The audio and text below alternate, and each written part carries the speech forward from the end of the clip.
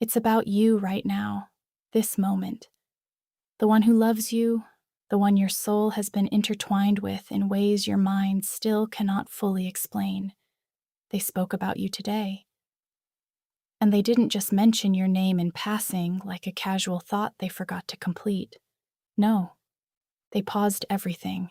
They glanced at whoever was sitting across from them, and they let something slip, something real, something they have been holding behind their teeth for weeks, for months maybe.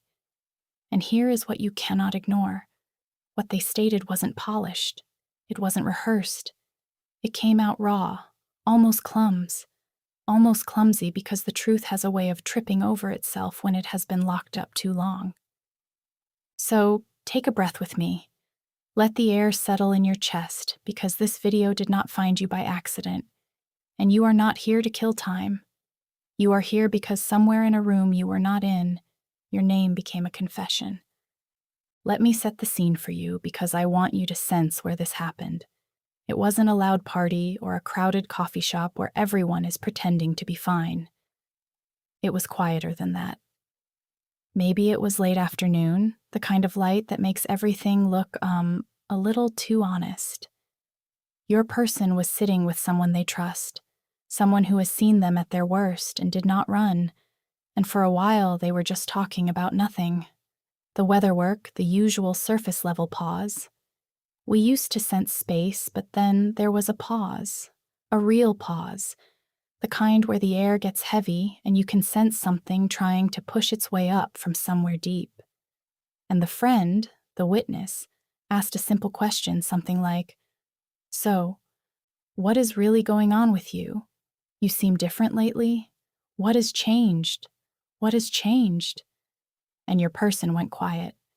Not the quiet of someone who does not have an answer. The quiet of someone who has too much to say and does not know where to start without falling apart. That is where it happened. That is when they started speaking about you. They did not start with the easy stuff.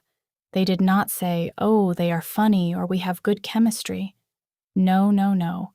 They started with the part that scares them, the part they have been fleeing from. They said something like, "I cannot stop thinking about them." And it is not in a cute way. It is in a way that keeps me up at night. They spoke about how your energy feels, how when you walk into a room, something shifts. Not because you are trying to be noticed, but because you cannot help being noticed. You have this gravity and they admit it. They have tried to ignore it. They have tried to convince themselves that it was just attraction or timing or loneliness. But today they paused lying. They told their friend it is not just attraction, it is recognition. Like I have known them before.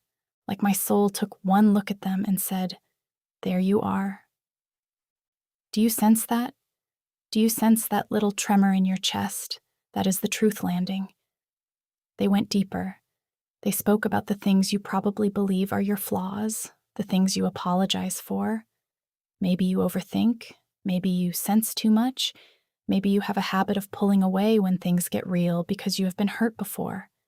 They mentioned that they told their friend they believe they are too much, but they do not realize that being too much is exactly what I have been looking for. They stated your intensity does not scare them anymore. It used to.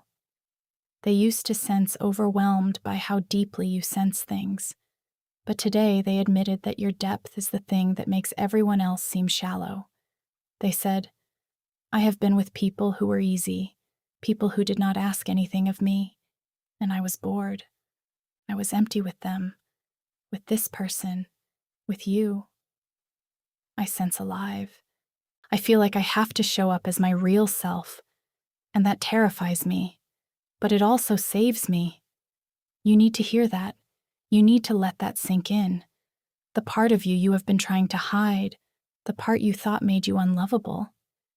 That is the part they fell for. That is the part they were describing today with this look on their face that their friend had never seen before. Their voice got softer, slower. They said, "When I am with them, I do not have to perform. I do not have to be the version of myself that has it all together. I can just be in this state, the actual state. This is where the conversation shifted. This is where it went from a casual chat to something sacred.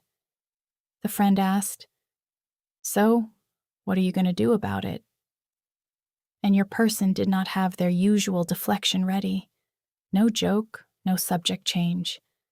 They just sat there staring at their hands and finally whispered, "I believe I have to cease running. Let me tell you what that means."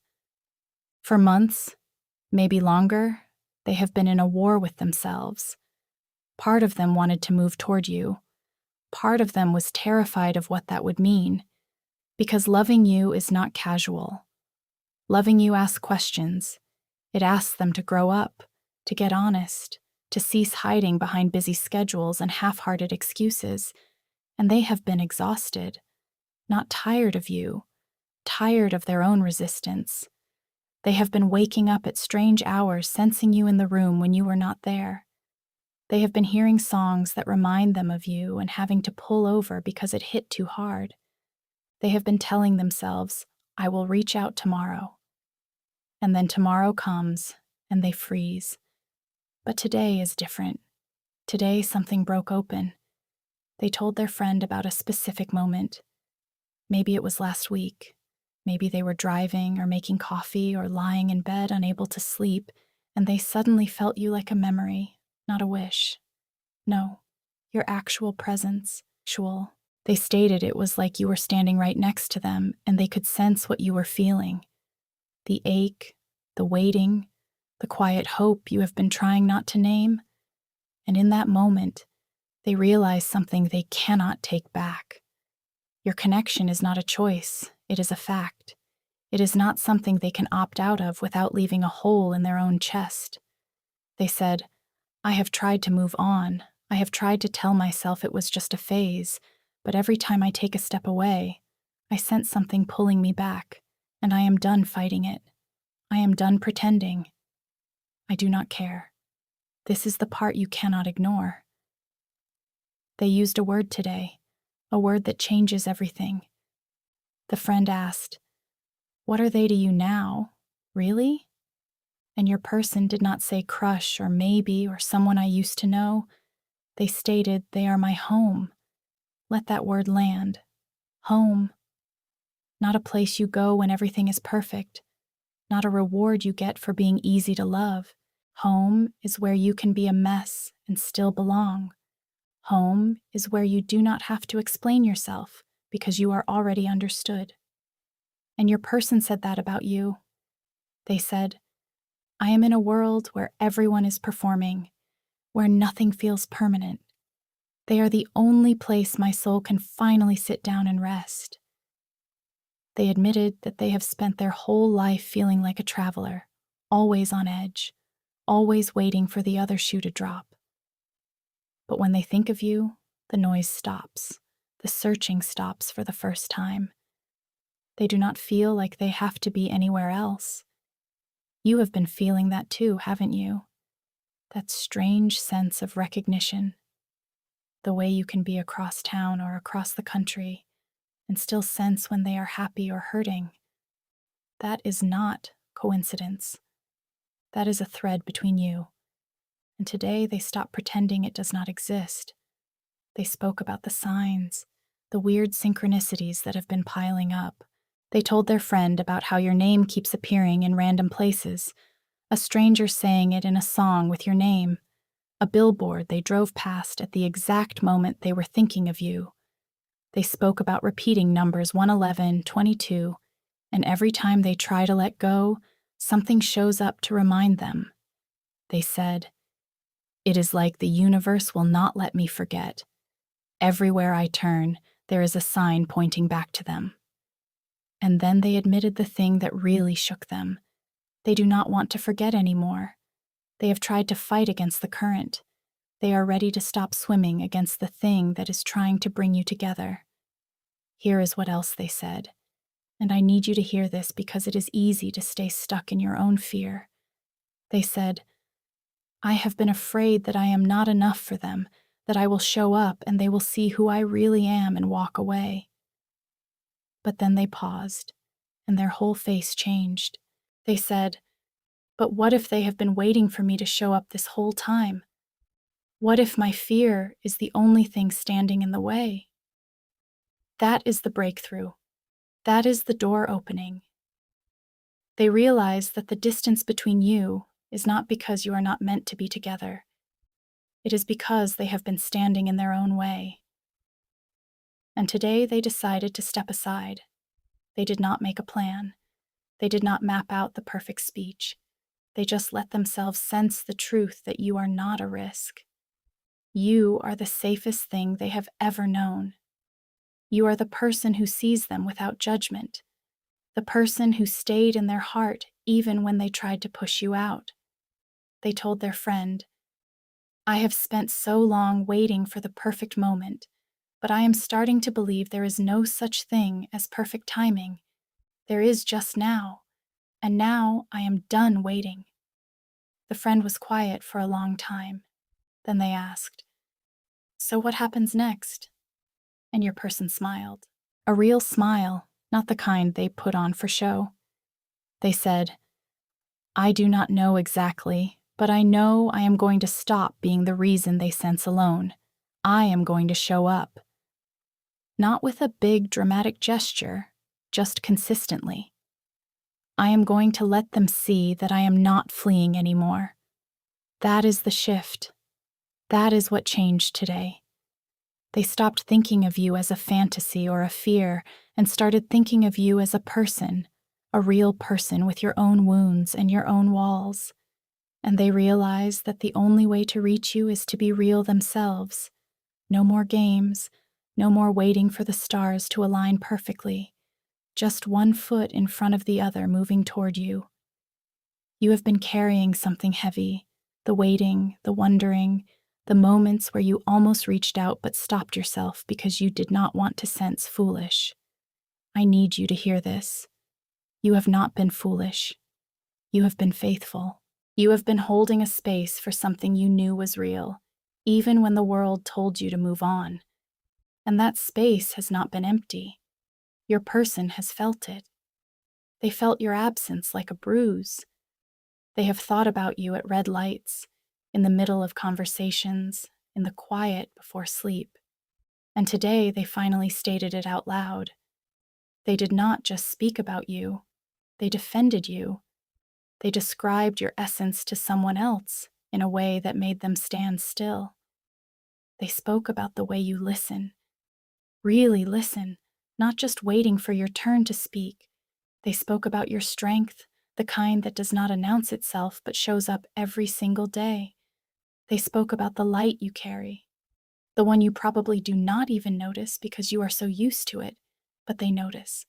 They always have. And now the energy has shifted. The conversation is over. But it is not over. It is out there now. It is in the air. The universe heard every word, and it is already moving to back those words up. Over the next few hours or days, you are going to sense something different. A lightness, a sense of, oh, it is actually happening. You might have a dream that feels more real than your waking life. You might hear a song that feels like a message. You might just wake up with a strange quiet knowing that the waiting period is ending. That is the confirmation. That is the echo of their confession reaching you. You do not have to do anything different. You do not have to chase or convince or perform. Your only job is to stay open. Stay in the frequency of someone who knows they are worthy of being loved because you are. You are. You always have been. And the one who loves you, the one who spoke about you today, they finally understand that they are not coming to save you. You do not need saving. They are coming to stand next to you, to walk beside you, to cease making you carry the weight alone. They stated something at the very end of that conversation, something like something their friend almost missed. They glanced down at their hands and whispered, "I hope they still want me after everything. I hope they are still there." And that is why I am telling you this. That is why you could not scroll past this video, because you needed to know. They are afraid. They are scared you have moved on, scared you have built a wall too high for them to climb, scared that their silence cost them something they can never get back. But here is the truth. You are still here, still hoping. You are still listening to these words, feeling that familiar tug in your chest. That tug is the answer. That tug is the thread that never broke. So take a breath. Let the fear go just for a moment. The one who loves you spoke your name into the universe today, and the universe is bringing that message to you right now. You do not have to know how it will happen. You do not have to control the timeline. Just let yourself believe that it is real, because it is. It always has been. And then very soon the distance will close. The silence will break, and you will find yourself standing in front of someone who is finally ready to cease fleeing and start coming home. Home. You are the destination. You are the answer to a prayer they did not even know they were praying for. And the conversation that started in a quiet room today, it is about to end in your presence. Stay open. Stay soft. Stay you. Because the version of you that feels too much, that cares too deeply, that loves without armor, that version is exactly who they have been looking for, and they are on their way. I am begging you. Stay you. Love you.